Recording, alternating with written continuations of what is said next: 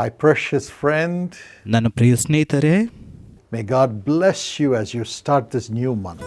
ಈ ಹೊಸ ತಿಂಗಳನ್ನು ಆರಂಭಿಸುವಾಗ ದೇವರು ನಿನ್ನನ್ನು ಆಶೀರ್ವದಿಸಲಿ.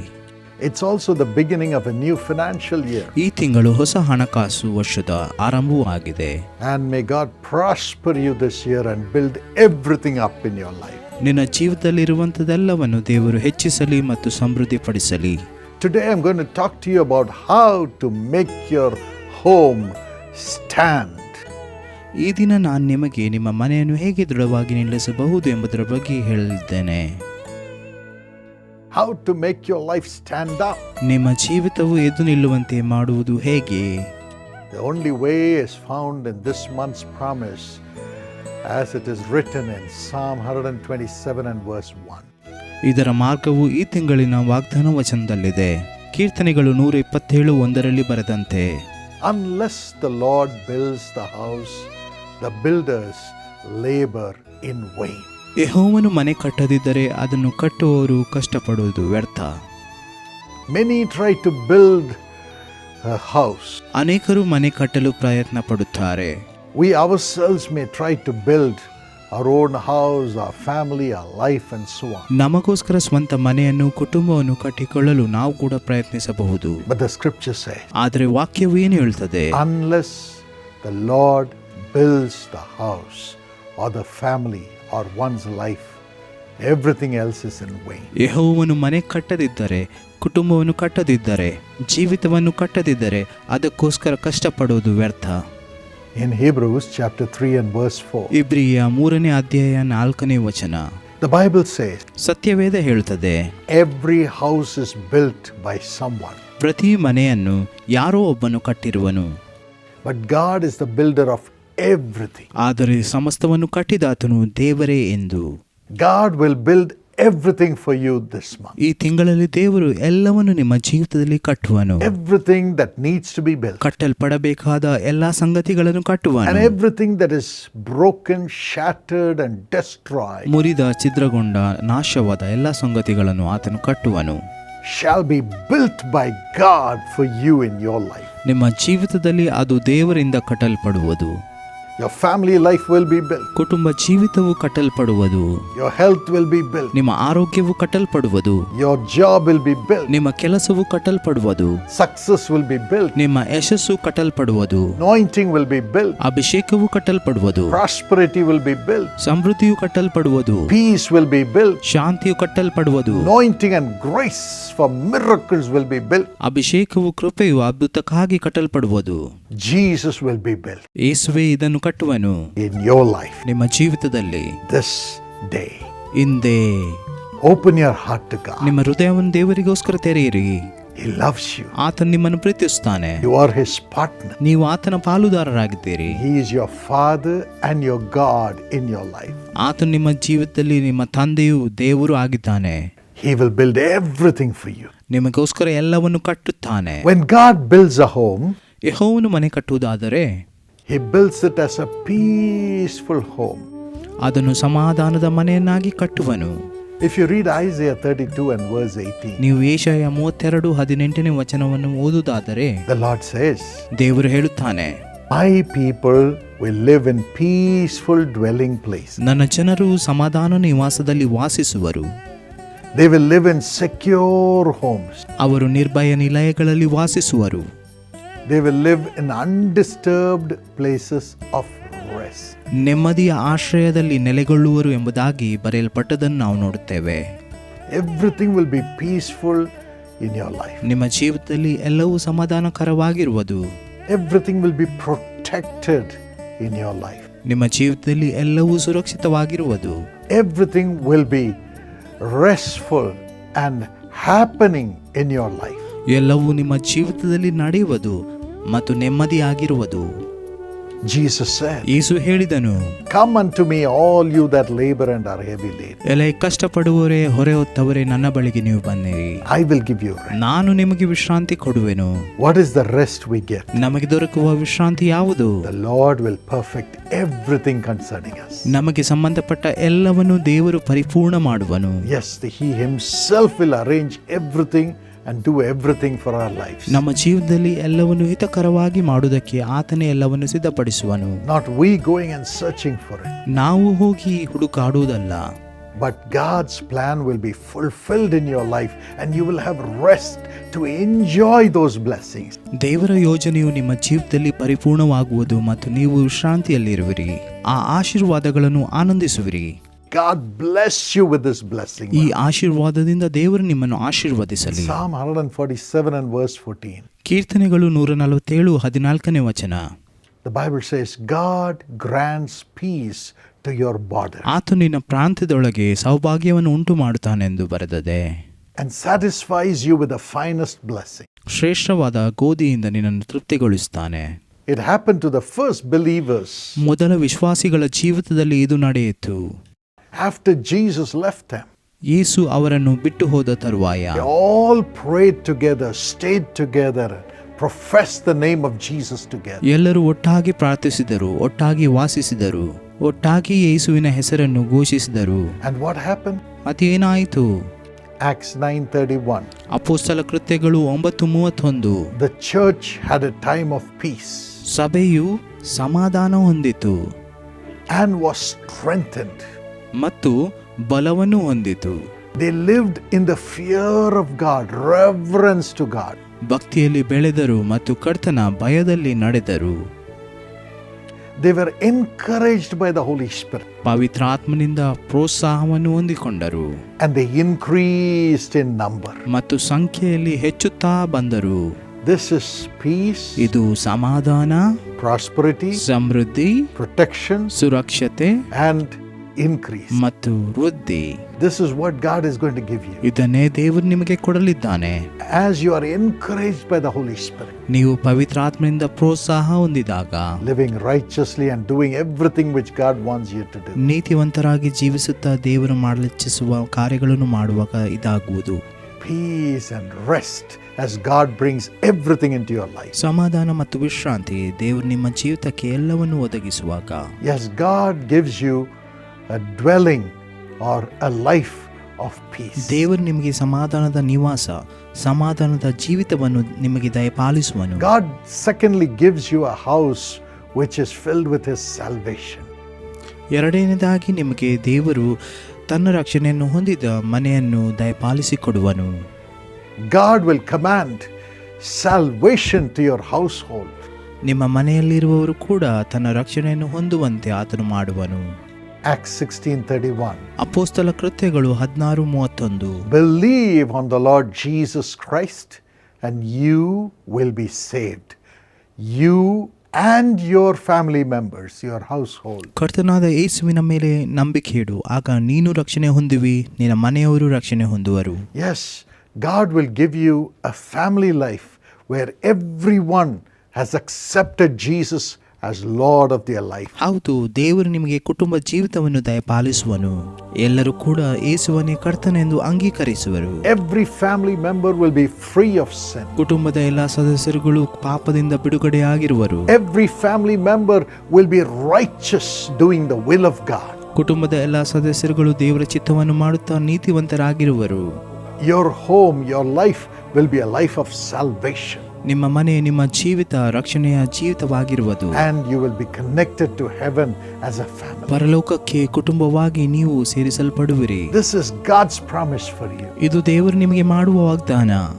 In 1 Corinthians 7:14, 1 ಕೊರಿಂಥ 7:14 ಬರೆದಂತೆ, an unbelieving wife is sanctified by the believing husband.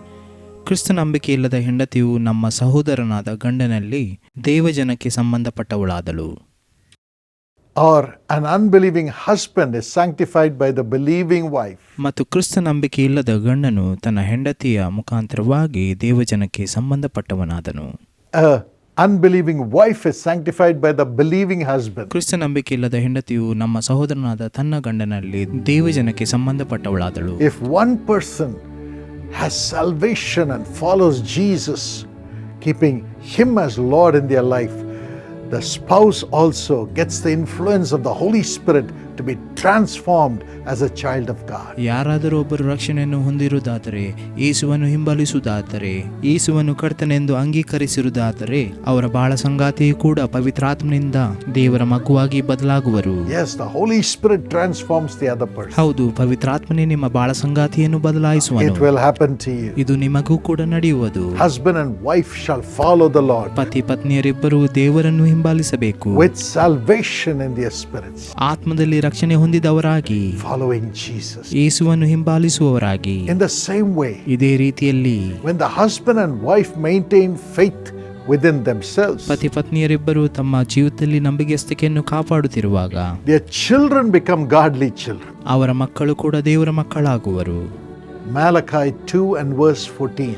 ಮಲಾಕಿಯ 2:14 ಬರೆದಂತೆ, So the parents shall be godly, and the children also shall have salvation and shall become godly children. ಆದ್ದರಿಂದ ಹೆತ್ತವರು ಕೂಡ ಭಯಭಕ್ತಿಯಲ್ಲಿ ಇರಬೇಕು, ಆಗ ಮಕ್ಕಳು ಕೂಡ ರಕ್ಷಣೆ ಹೊಂದಿ ದೇವರ ಭಯಭಕ್ತಿಯಲ್ಲಿ ಇರುವರು. This is God's promise for you.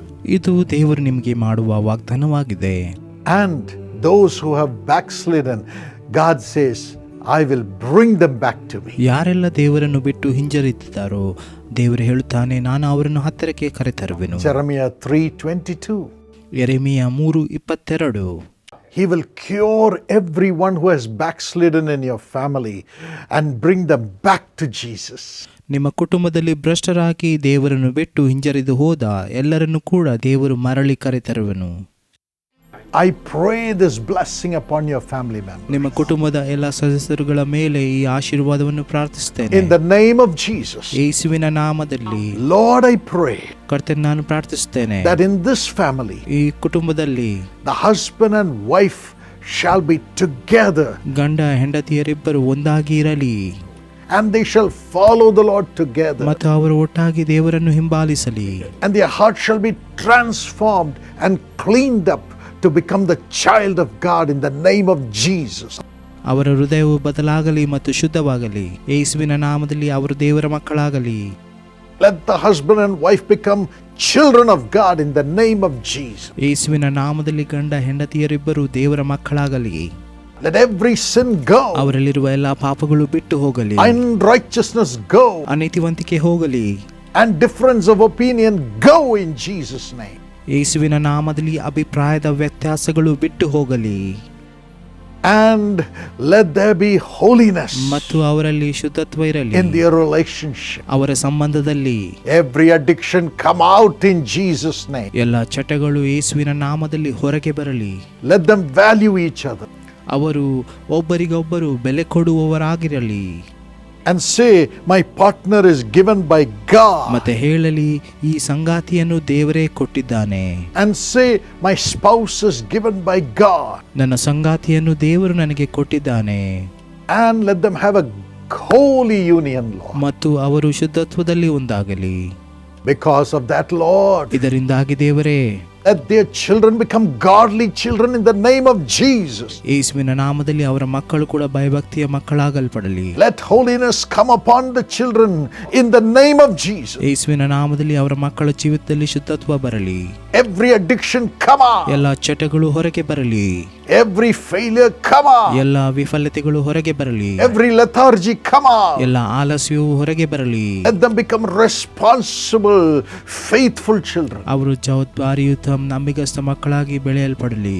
In the name of Jesus. ಯೇಸುವಿನ ನಾಮದಲ್ಲಿ Every backslidden person in the family, let them come back to Jesus now. ಕುಟುಂಬದಲ್ಲಿ ದೇವರನ್ನು ಬಿಟ್ಟು ಹಿಂಜರಿದು ಹೋದ ಪ್ರತಿಯೊಬ್ಬ ಸದಸ್ಯನು ಮರಳಿ ಬರಲಿ ಯೇಸುವಿನ ನಾಮದಲ್ಲಿ. Lord, cure their backslide. ಅವರ ಹಿಂಜರಿಯುವಿಕೆಯನ್ನು ಪರಿಹರಿಸು ದೇವರೇ. In Jesus' name. ಯೇಸುವಿನ ನಾಮದಲ್ಲಿ Let your blessings flow. ನಿನ್ನ ಆಶೀರ್ವಾದವು ಹರಿಯಲಿ. The family members follow Jesus and have great prosperity, peace and protection. ಕುಟುಂಬದ ಸದಸ್ಯರು ಯೇಸುವನ್ನು ಹಿಂಬಾಲಿಸಲಿ, ಸಮೃದ್ಧಿ ಹೊಂದಲಿ, ಸಮಾಧಾನ ಮತ್ತು ರಕ್ಷಣೆಯಲ್ಲಿರಲಿ. In Jesus' name. ಯೇಸುವಿನ ನಾಮದಲ್ಲಿ. Thank you for doing it, Lord. ಹೀಗೆ ಮಾಡುವುದಕ್ಕಾಗಿ ಸ್ತೋತ್ರ. My friend, just praise the ನನ್ನ Lord. ಸ್ನೇಹಿತನೇ, ದೇವರನ್ನು ಸ್ತುತಿಸು, Rejoice in Him. ಆತನಲ್ಲಿ ಆನಂದಿಸು. Yes, you should join the family blessing plan in Jesus Calls ministry. ಯೇಸು ಕರೀತಾನೆ ಎಂಬ ಸೇವೆಯಲ್ಲಿರುವ ಕುಟುಂಬ ಆಶೀರ್ವಾದ ಯೋಜನೆಯಲ್ಲಿ ಸೇರಿಕೊಳ್ಳಿರಿ. Yes, download the Jesus Calls app ಏಸು ಕರೀತಾನೆ ಎಂಬ ಆಪ್ ಅನ್ನು ಡೌನ್ಲೋಡ್ ಮಾಡಿರಿ. in your phone, ನಿಮ್ಮ ಫೋನ್ನಲ್ಲಿ either in Android or iOS, Apple. You can get it and there you can enroll yourself. Android ಅಥವಾ iOS ಆಪಲ್ ಫೋನ್ನಲ್ಲಿ ಕೂಡ ಡೌನ್ಲೋಡ್ ಮಾಡಿ ಇದನ್ನು ಪಡೆಯಬಹುದು. And also you can go to our website, ಮತ್ತು ವೆಬ್ಸೈಟಿಗೆ ಕೂಡ ನೀವು ಹೋಗಬಹುದು. jesuscalls.org, jesuscalls.org, and join with the Lord. ದೇವರೊಂದಿಗೆ ನೀವು ಸೇರಿಕೊಳ್ಳಿರಿ. Join your family. ಕುಟುಂಬವನ್ನು ಸೇರಿಸಿಕೊಳ್ಳಿರಿ. Let prayers start for your family in the prayer tower every day. ಪ್ರಾರ್ಥನಾ ಗೋಪುರದಲ್ಲಿ ನಿಮ್ಮ ಕುಟುಂಬಕ್ಕೋಸ್ಕರ ಪ್ರತಿದಿನ ಪ್ರಾರ್ಥನೆ ನಡೆಯಲ್ಪಡಲಿ. We want to support you in ನಿಮ್ಮ prayer. ಪ್ರಾರ್ಥನೆಯಲ್ಲಿ ನಾವು ಬೆಂಬಲಿಸುತ್ತೇವೆ. That all these blessings will come upon your home and God will build your ಈ family. ಎಲ್ಲ ಆಶೀರ್ವಾದಗಳು ನಿಮ್ಮ ಜೀವಿತಕ್ಕೆ ಹರಿಯುವಂತೆ, ಕುಟುಂಬವು ಕಟ್ಟಲ್ಪಡುವಂತೆ ಪ್ರಾರ್ಥಿಸುತ್ತೇವೆ. God bless you. ದೇವರು ನಿಮ್ಮನ್ನು ಆಶೀರ್ವದಿಸಲಿ. I'm going to talk to you about a third blessing. ಮೂರನೇ ಆಶೀರ್ವಾದದ ಬಗ್ಗೆ ಮಾತನಾಡಲಿದ್ದೇನೆ. God is going to build your family, your home as a serving family. ದೇವರು ನಿಮ್ಮ ಮನೆಯನ್ನು, ನಿಮ್ಮ ಕುಟುಂಬವನ್ನು ಸೇವೆ ಮಾಡುವ ಕುಟುಂಬವನ್ನಾಗಿ ಕಟ್ಟಲಿದ್ದಾನೆ. Yes, everyone in the family will begin to serve the Lord, serve the people in the name of the Lord. ನಿಮ್ಮ ಕುಟುಂಬದಲ್ಲಿರುವ ಪ್ರತಿ ಸದಸ್ಯರು ದೇವರ ಸೇವೆಯನ್ನು, ಜನರ ಸೇವೆಯನ್ನು ಮಾಡಲಿದ್ದಾರೆ. Isaiah 8:18. ಯೆಶಾಯ 8:18 ವಚನ. The prophet says, ಪ್ರವಾದಿಯು ಹೇಳುತ್ತಾನೆ, "Here am I, Lord. ನಾನಿಲ್ಲಿದ್ದೇನೆ ದೇವರೇ, I and my children ನಾನು ನನ್ನ ಮಕ್ಕಳು, that the Lord has given me. ದೇವರು ನನಗೆ ಕೊಟ್ಟ ಮಕ್ಕಳು. We shall be signs and symbols in Israel." ಗುರುತು ಮತ್ತು ಅದ್ಭುತಗಳಾಗಿಯೂ ಇಸ್ರಾಯೇಲರ ಮಧ್ಯದಲ್ಲಿದ್ದೇವೆ. Yes, we shall be signs of the Lord. ಹೌದು, ನಾವು ದೇವರ ಗುರುತು ಆಗಿರಬೇಕು. The love of God will flow through us to the people. ನಮ್ಮ ಮೂಲಕ ದೇವರ ಪ್ರೀತಿಯು ಜನರಲ್ಲಿ ಹರಿಯಬೇಕು. And people will know who Jesus is through us as a family. ಕುಟುಂಬವಾಗಿಯೂ ನಮ್ಮ ಮೂಲಕ ಜನರು ದೇವರು ಯಾರೆಂದು ಅರಿಯಬೇಕು. God has given this blessing to our family, the Dinakaran family. ದೇವರು ಈ ಆಶೀರ್ವಾದವನ್ನು ನಮ್ಮ ದಿನಕರನ್ ಕುಟುಂಬಕ್ಕೆ ಕೊಟ್ಟಿದ್ದಾನೆ. God will do it for you. ನಿಮಗೂ ಕೂಡ ಇದನ್ನು ದೇವರು ಮಾಡುವನು. And you will serve the Lord as a family. ಮತ್ತು ಕುಟುಂಬವಾಗಿ ನೀವು ದೇವರ ಸೇವೆ ಮಾಡುವಿರಿ. Martha, ಮಾರ್ಥಳು, Mary, ಮರಿಯಳು, Lazarus ಲಾಜರನು opened their home for people to come to listen to Jesus. ತಮ್ಮ ಮನೆಯನ್ನು ಜನರಿಗಾಗಿ ಯೇಸುವಿನ ಮಾತನ್ನು ಕೇಳುವುದಕ್ಕಾಗಿ ತೆರೆದರು. Martha cooked for everyone. ಮಾರ್ತಾ ಎಲ್ಲರಿಗಾಗಿ ಅಡುಗೆ ಸಿದ್ಧ ಮಾಡುತ್ತಿದ್ದಳು. Mary sat with those who listened to Jesus and gave company to them. ಯೇಸುವಿನ ಮಾತನ್ನು ಕೇಳುತ್ತಿದ್ದ ಜನರೊಂದಿಗೆ ಕೂಡ ಮರಿಯಳು ಕುಳಿತುಕೊಂಡು ಕೇಳುತ್ತಿದ್ದಳು. And their brother Lazarus got the miracle. ಸಹೋದರನಾದ ಲಾಜರನ ಜೀವಿತದಲ್ಲಿ ಅದ್ಭುತ ನಡೆಯಿತು. Because Lazarus was raised by Jesus from the dead. ಯಾಕಂದರೆ ಯೇಸು ಸತ್ತ ಲಾಜರನನ್ನು ಎಬ್ಬಿಸಿದನು. People came from all directions, all cities to see the miracle of resurrection through Jesus. ಯೇಸು ಸತ್ತವರೊಳಗಿಂದ ಎಬ್ಬಿಸಿದನ್ನು ನೋಡುವುದಕ್ಕಾಗಿ ಜನರು ಎಲ್ಲಾ ಕಡೆಯಿಂದ ಬರುತ್ತಿದ್ದರು. Even you, as you share your testimony of what Jesus did for you through prayer, through Jesus calls to everyone, people will come to Jesus and God will bless you for it. ಯೇಸು ನಿಮ್ಮ ಜೀವಿತದಲ್ಲಿ ಮಾಡಿದ ಅದ್ಭುತ ಕಾರ್ಯಗಳನ್ನು ಯೇಸು ಕರೆಯುತ್ತಾನೆ ಎಂಬ ಸೇವೆಯ ಮುಖಾಂತರ ನೀವು ಹೇಳುವಾಗ ಅನೇಕ ಜನರು ಈ ಮೂಲಕ ದೇವರ ಕಡೆಗೆ ಬರುವರು. ಈ ಮೂಲಕ ನೀವು ಆಶೀರ್ವದಿಸಲ್ಪಡುವಿರಿ. And God will honor you with resurrection in your family. ನಿಮ್ಮ ಕುಟುಂಬ ಜೀವಿತವನ್ನು ಪುನರುತ್ಥಾನ ಮಾಡುವ ಮೂಲಕ ದೇವರು ನಿಮ್ಮನ್ನು ಸನ್ಮಾನಿಸುವನು. Yes, every member of your family will be resurrected. ಕುಟುಂಬದ ಪ್ರತಿ ಸದಸ್ಯರು ಕೂಡ ಪುನರುತ್ಥಾನ ಹೊಂದುವರು. Share your testimony. ನಿಮ್ಮ ಸಾಕ್ಷಿಯನ್ನು ಹಂಚಿಕೊಳ್ಳಿರಿ. Here's the number that you can call to share your testimony. You can send a WhatsApp to this number. ನಿಮ್ಮ ಸಾಕ್ಷಿಯನ್ನು ಹಂಚಿಕೊಳ್ಳಲು ಈ ಪರದೆಯಲ್ಲಿ ಕಾಣುತ್ತಿರುವ ಸಂಖ್ಯೆಗೆ ಕರೆ ಅಥವಾ ವಾಟ್ಸ್ಆಪ್ ಮಾಡಬಹುದು. Or call the prayer tower and they will help you. ಅಥವಾ ಪ್ರಾರ್ಥನಾ ಗೋಪುರಕ್ಕೆ ಕರೆ ಮಾಡಿರಿ, ಅವರು ನಿಮಗೆ ಸಹಾಯ ಮಾಡುವರು. Let your home become a serving home. ನಿಮ್ಮ ಮನೆಯು ಸೇವೆ ಮಾಡುವ ಮನೆಯಾಗಲ್ಪಡಲಿ. God will bless your home. ನಿಮ್ಮ ಮನೆಯನ್ನು ದೇವರು ಆಶೀರ್ವದಿಸುವನು. And fourthly, ಮತ್ತು ನಾಲ್ಕನೇದಾಗಿ your home shall become a strongly established home. ನಿಮ್ಮ ಮನೆಯು ಗಟ್ಟಿಯಾಗಿ ಸ್ಥಾಪಿಸಲ್ಪಟ್ಟ ಮನೆಯಾಗುವುದು. The floods may come. ಪ್ರವಾಹಗಳು ಬರಬಹುದು. The rain may fall. ಮಳೆ ಸುರಿಯಬಹುದು. The winds may blow. ಗಾಳಿ ಬೀಸಬಹುದು. And everything may slam your family. ನಿಮ್ಮ ಕುಟುಂಬವು ಎಲ್ಲಾ ಕಡೆಗಳಿಂದ ಬಡಿಯಲ್ಪಡಬಹುದು. but your home shall stand forever. ಆದರೂ ನಿಮ್ಮ ಮನೆಯು ಸ್ಥಿರವಾಗಿ ನಿಲ್ಲುವುದು, It will never fall. ಅದು ಬೀಳುವುದಿಲ್ಲ. When? ಯಾವಾಗ? When you listen to the word of God. ನೀವು ದೇವರ ಮಾತನ್ನು ಕೇಳುವಾಗ. Even now you are listening to this word of God. ಈಗ ನೀವು ದೇವರ ವಾಕ್ಯವನ್ನು ಕೇಳುತ್ತಿದ್ದೀರಿ. Every morning you are listening to this message. ಪ್ರತಿ ಮುಂಜಾನೆಯೂ ದೇವರ ಸಂದೇಶ ಕೇಳುತ್ತಿದ್ದೀರಿ. Subscribe to this channel. ಈ ಚಾನೆಲ್ಗೆ ಸಬ್ಸ್ಕ್ರೈಬ್ ಮಾಡಿರಿ. Press notification. ನೋಟಿಫಿಕೇಶನ್ ಒತ್ತಿರಿ. And share this message. ಇತರರೊಂದಿಗೆ ಹಂಚಿಕೊಳ್ಳಿರಿ. Like it also. ಇದನ್ನು ಲೈಕ್ ಮಾಡಿರಿ. Listen to this message every day. ಪ್ರತಿದಿನವೂ ಈ ಸಂದೇಶವನ್ನು ಕೇಳಿರಿ. And as you do what God leads you to do through the word of God that we give you, ನಾವು ನಿಮ್ಮೊಂದಿಗೆ ಸಂದೇಶವನ್ನು ಹಂಚಿಕೊಳ್ಳುವಾಗ, ದೇವರು ನಿಮಗೆ ಹೇಳಿದ್ದನ್ನು ಮಾಡುವಾಗ, your home will stand forever. ನಿಮ್ಮ ಮನೆಯು ಸದಾ ನಿಲ್ಲುವುದು. Rain may come, ಮಳೆ ಸುರಿಯಬಹುದು, floods may come, ಪ್ರವಾಹ ಬರಬಹುದು, winds may blow, ಗಾಳಿ ಬೀಸಬಹುದು, but your family, your spirit, your life will stand with Jesus. ನಿಮ್ಮ ಕುಟುಂಬ, ನಿಮ್ಮ ಆತ್ಮ, ನಿಮ್ಮ ಜೀವಿತ ಯೇಸುವಿನೊಂದಿಗೆ ಸ್ಥಿರವಾಗಿ ನಿಲ್ಲುವುದು. Nothing can take away your life from Jesus. ಯೇಸುವಿನೊಂದಿಗೆ ನಿಮ್ಮ ಸ್ಥಿರತೆಯನ್ನು ತೆಗೆಯಲು ಯಾರಿಂದಲೂ ಆಗುವುದಿಲ್ಲ. The Bible says in 1 Corinthians 10:4, 1 ಕೊರಿಂಥ 10:4 ಸತ್ಯವೇದ ಹೇಳ್ತದೆ, Jesus is the rock. ಯೇಸುವೇ ಆ ಬಂಡೆಯು.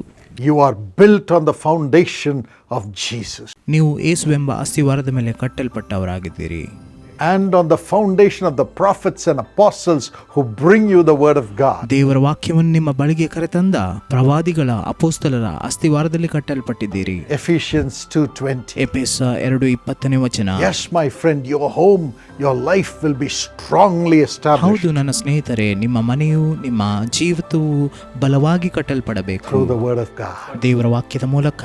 As your home is established, ನಿಮ್ಮ ಮನೆಯು ಸ್ಥಾಪಿಸಲ್ಪಡುವಾಗ, yes, the wife will be subject to the husband. ಹೆಂಡತಿಯು ಗಂಡನಿಗೆ ಅಧೀನಳಾಗಿರುವಾಗ, Husband will love the wife. ಗಂಡನು ಹೆಂಡತಿಯನ್ನು ಪ್ರೀತಿಸುವನು. And every individual in the family ಮತ್ತು ಮನೆಯಲ್ಲಿರುವ ಪ್ರತಿ ಸದಸ್ಯರುಗಳು will love their own spouse ತಮ್ಮ ಬಾಳ ಸಂಗಾತಿಯನ್ನು ಪ್ರೀತಿಸುವರು and respect each other. ಒಬ್ಬರನ್ನೊಬ್ಬರು ಗೌರವಿಸುವರು. According to Ephesians 5, ಎಫೆಸ 5 ಬರೆದಂತೆ 22 to 33. 22-23. There will be a strong unity and bond in the family. ಆಗ ಕುಟುಂಬ ಜೀವಿತದಲ್ಲಿ ಬಲವಾದ ಒಗ್ಗಟ್ಟು ಮತ್ತು ಸಂಬಂಧ ಇರುವುದು.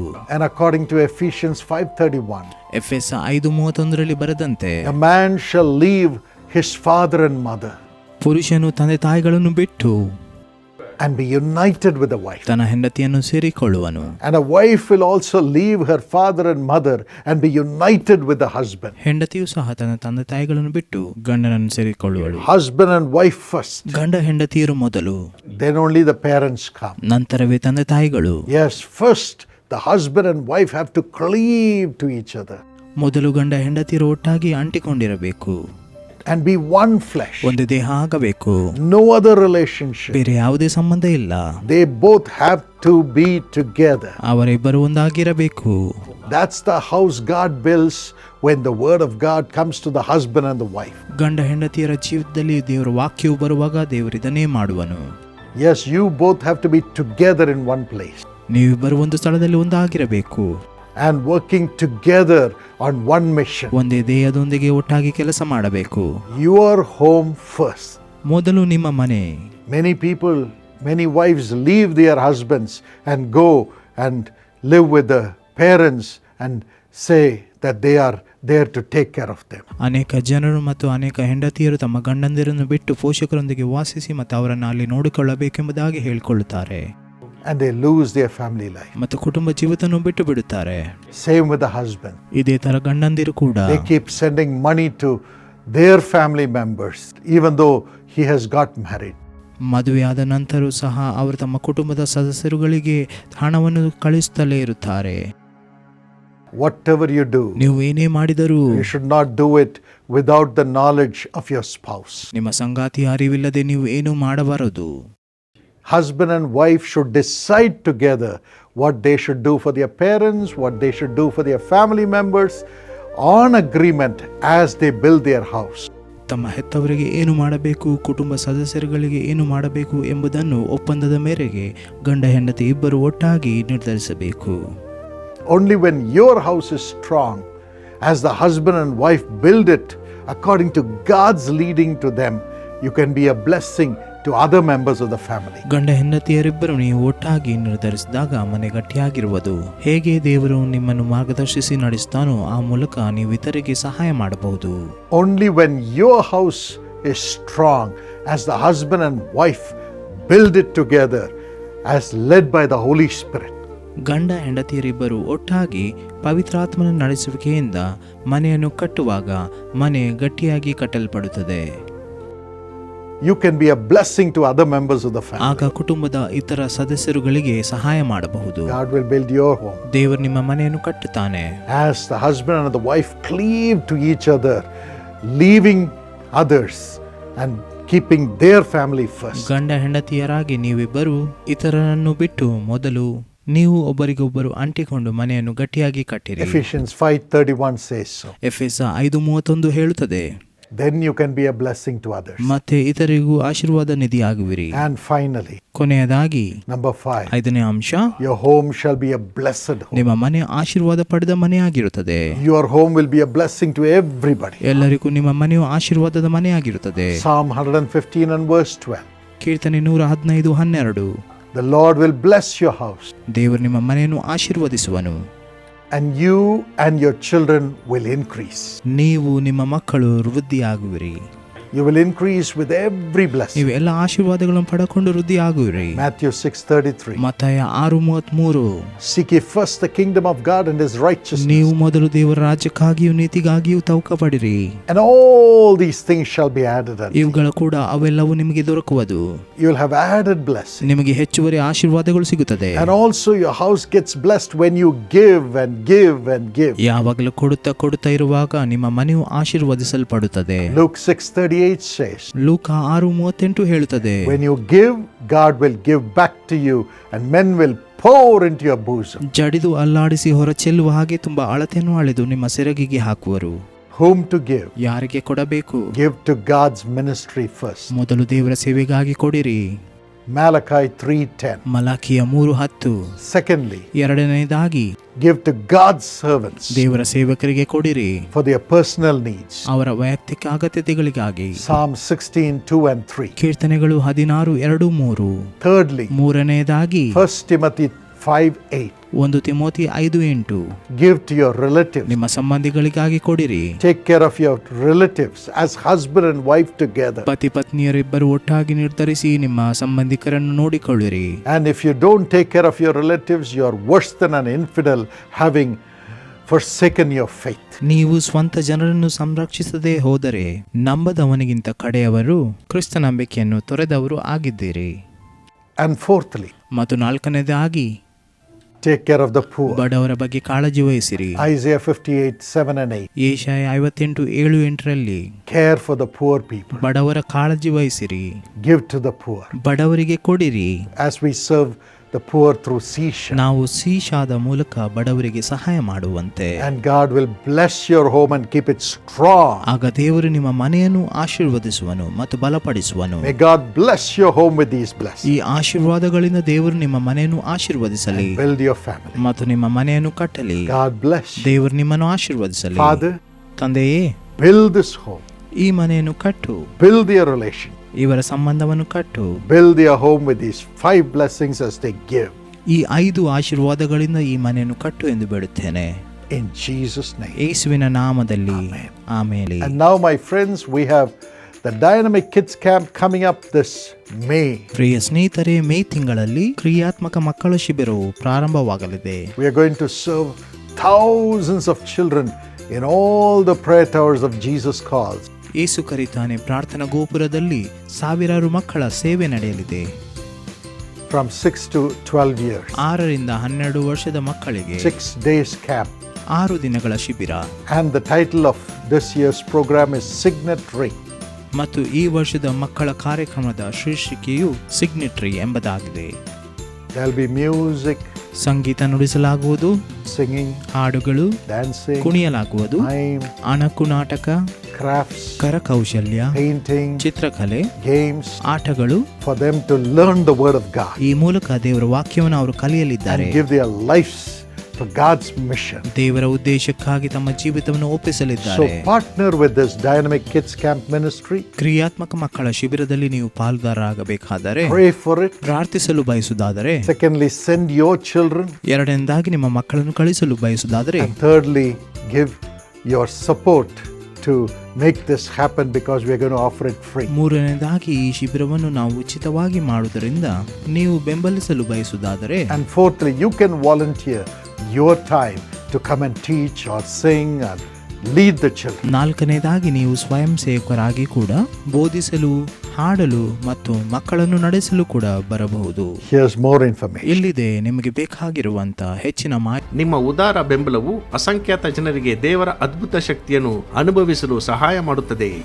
ದೇವರು ನೇಮಿಸಿರುವ ಈ ಕಾರ್ಯಾಚರಣೆಗೆ ಹೇಗೆ ದೇಣಿಗೆ ನೀಡಬೇಕೆಂಬ ವಿವರಗಳನ್ನು www.jesuscalls.org ಎಂಬ ವೆಬ್ಸೈಟ್ನಲ್ಲಿ ಅಥವಾ QR ಕೋಡ್ ಅನ್ನು ಸ್ಕ್ಯಾನ್ ಮಾಡುವ ಮೂಲಕ ಕಾಣಬಹುದು. ಪ್ರಾರ್ಥನೆ, ಸೇವೆ ಮತ್ತು ಬೆಂಬಲದಲ್ಲಿ ನಮ್ಮೊಂದಿಗೆ ಸೇರಿ. ನೀವು ಸ್ವಯಂ ಸೇವಕರಾಗಲು ಬಯಸಿದರೆ ದಯವಿಟ್ಟು volunteer@jesuscalls.org ಅನ್ನು ಸಂಪರ್ಕಿಸಿ. ಕರ್ತನ ಮನೆಯನ್ನು ಕಟ್ಟಿರಿ, ಕರ್ತನು ನಿಮ್ಮ ಮನೆಯನ್ನು ಕಟ್ಟುವನು.